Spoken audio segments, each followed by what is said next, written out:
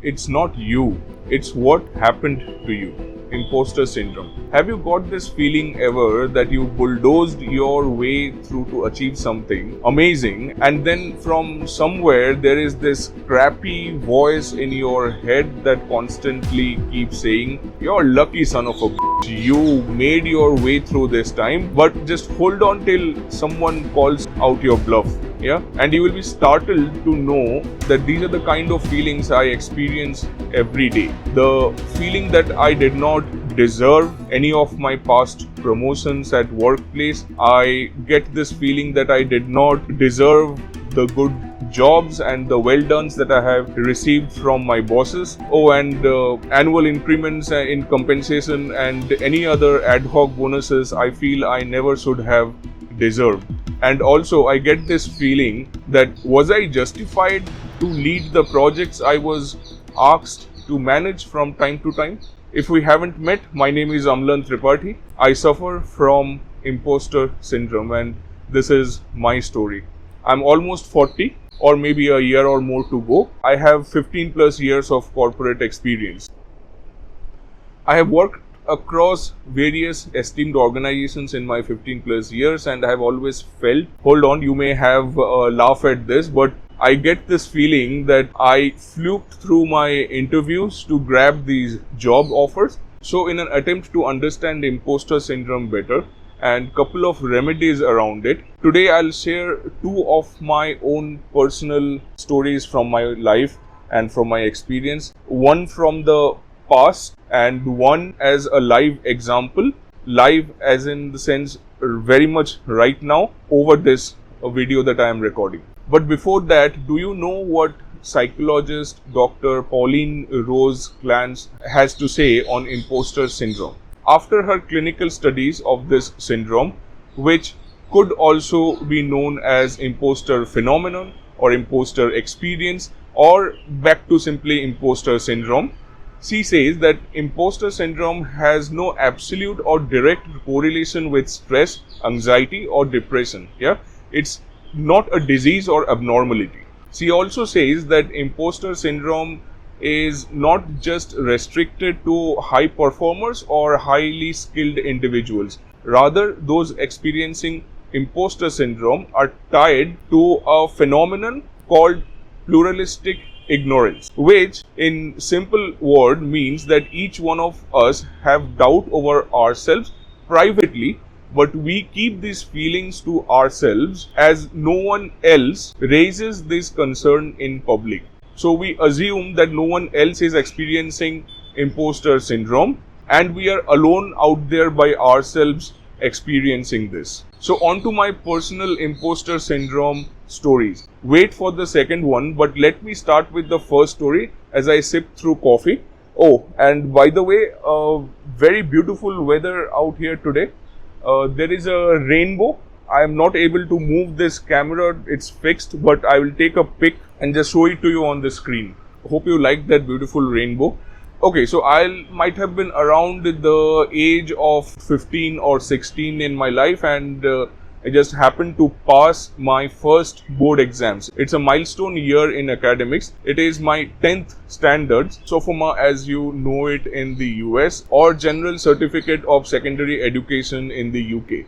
Anyway, technicalities aside, I was never a bright student in my school, especially in subjects where logical reasoning was not part of the equation, where the only way to score in subjects was to memorize and puke it out in the answer sheets. So you may imagine that my scores I secured were naturally lower than the brightest students in my class, right?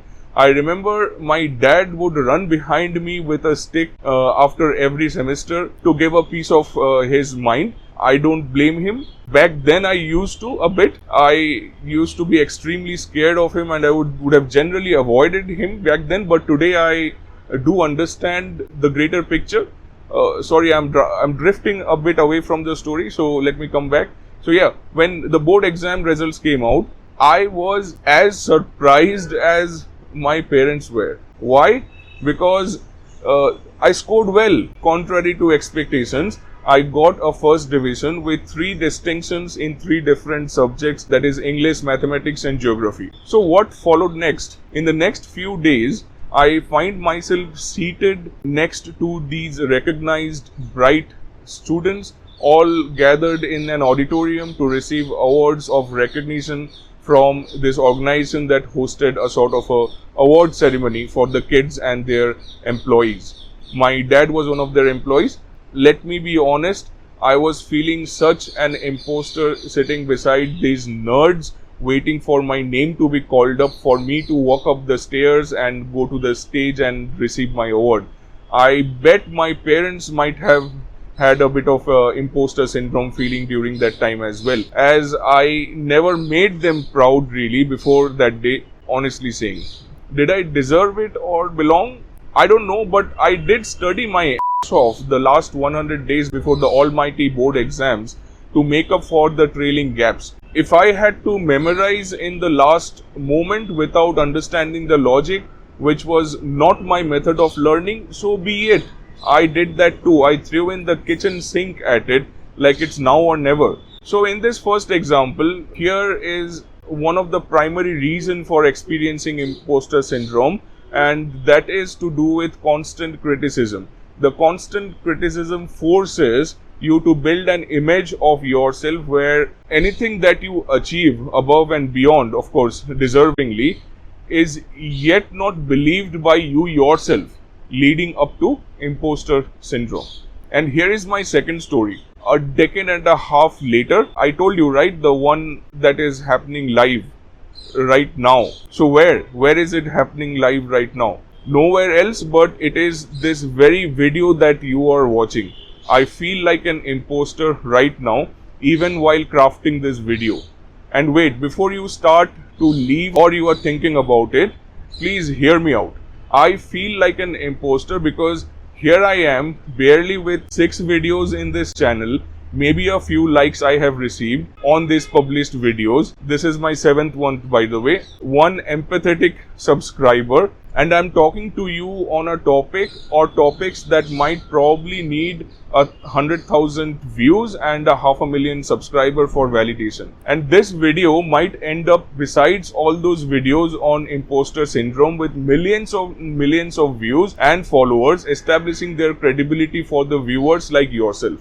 And I'm not even a certified psychologist, practitioner or any sort of decorated guru either. Yet, in all my videos, I have shamelessly asked for likes or dislikes, whatever, including this one and your subscription and followership as well, even when there is this just 1 subscriber for all I have to show off. And how unnatural a feeling it would be for you too to be the 2nd or the 3rd subscriber to this channel. How many times have you subscribed to a channel which has a subscriber count in single digits? And here I am daring to dream of creating a channel with a solitary purpose, a purpose to build a solid community of career professionals like you and me, to open up to some of these thoughts that are stuck deep within, and inviting you to consider talking it out with me one-on-one, for which I have kept a simple and a free sign-up form in the description. And it's absolutely private. So the big question, should I quit? Should I back out? No, I don't think so. And that is because I am unable to discount any of my real life experiences that I have gathered over these years and the emotional intelligence acquired or developed to go along with it. I would rather be motivated by my honest opinion on myself of being an imposter in this YouTube world of readily available and well validated wisdom. I will learn and I will improvise myself through these learnings, and coupled with my own real life experiences, I will equip myself to verify my belonging to here. It's like unlocking the next level of the Super Mario video game. You unlock the next level and then you take a look around, you find yourself in deeper waters, more challenges and unknown territories, and you polish your skills further. You work on your reflexes towards being pinpoint accurate on that joystick, and hence you set sail to prove yourself again, levels after levels. Like the staircase with my coffee mug in it, which I'll take a sip of. Let's briefly talk about a couple of solutions and way forward. Let me start by stating that imposter syndrome is something that you may not be able to get rid of completely. Remember, it's a syndrome, it's not a disease, but it can definitely be called out and promoted from our subconscious to our conscious awareness. If you are in the corporate world, one of the best way is to talk about it. We do not do because we feel we will expose ourselves. Isn't it obvious that I wouldn't feel really comfortable at all to walk up to my boss's cabin, knock on the door and say, hey boss, you know what? I feel I am not fit to be a data analyst. I feel I suck at it even though I make stunning dashboards for you. I feel like an imposter, boss. What if your boss says, oh yes, sure, hands over a letter of termination? Well, they will not do such a thing that easily. But even if not, even if wisdom prevails and your boss exchanges some positive feedback, the imposter syndrome may not really go away. So a better approach would be to find colleagues, your trusted buddies, your co-workers at your workplace. See if you can disclose some of the feelings to them, maybe during lunch hour.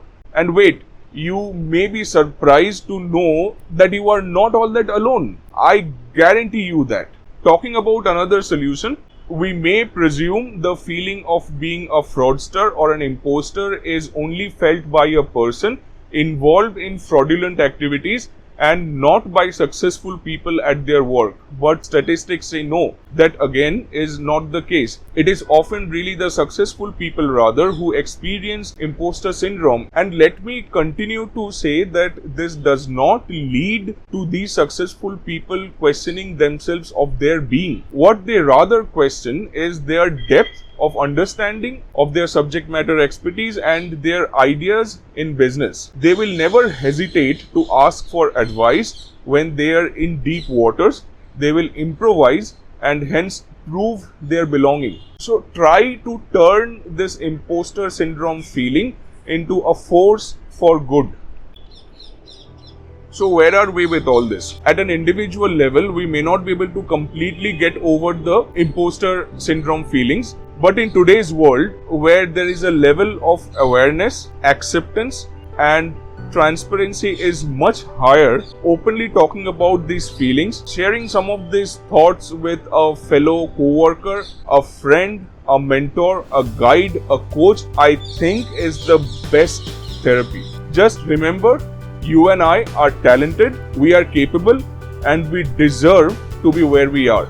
After all, it wasn't easy. Nobody held a door open for us, did they? We had to prove ourselves and push open each one of them. So let's give ourselves that extra bit of benefit of doubt today. Shed those layers of criticism, go a bit easy on yourself. Embrace the feeling of where you were, where you have reached today, and what have you achieved. I belong and you too belong. Remember, it's not you. It's what you have been through and what has happened to you. If you resonated with this podcast, the one-on-one sign-up form is always open. It's free for now, it's private, and I would be really glad to connect with you. A closely related topic is the psychology behind being an always approachable and a friendly manager and the cost that is associated with. Here is a link to the video and I'll see you there.